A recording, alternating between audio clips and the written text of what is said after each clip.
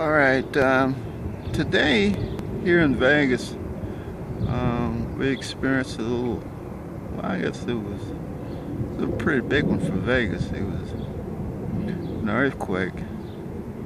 It hit about 11:47 a.m. this morning. It was centered around Caliente, Nevada. It's about 150 miles, I think, north of here.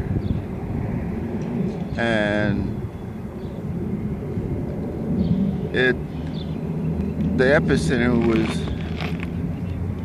about 20 miles south of Caliente.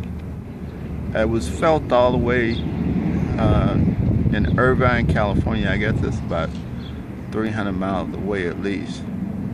But we are about 150 miles from Caliente, I think it is. 150 or 120, somewhere like that.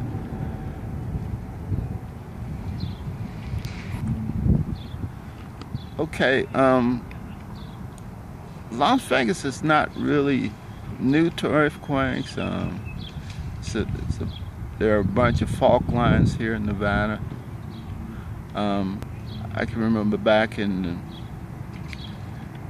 the 90s, they had one here, and it was a kind of a big one. It was like, like rolling, and I forget what it was. I think it was like a 4 something, but it rolled. It wasn't like this one this morning. It was like shaking, it's kind of shook, a little bit.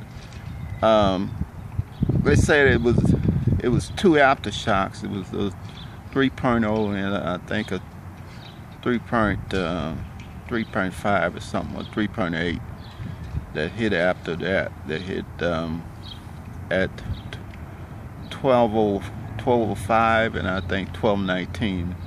The last one hit.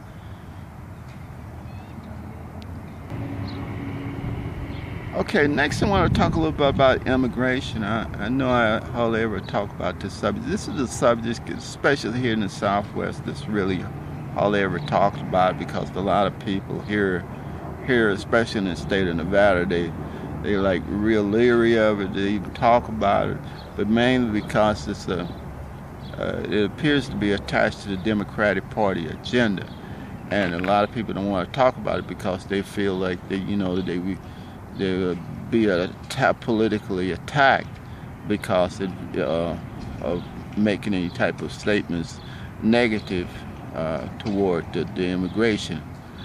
However, the immigration situation mainly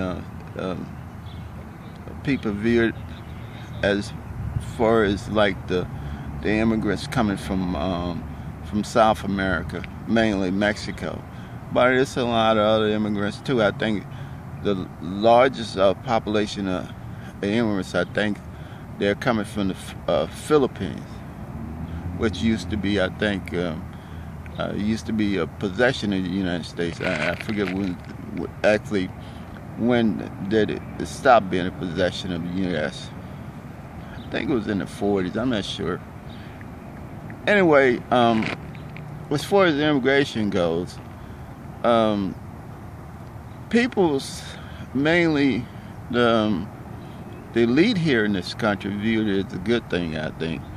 But the people who actually here that sometimes like may feel threatened because of immigration, are viewed probably as a problem.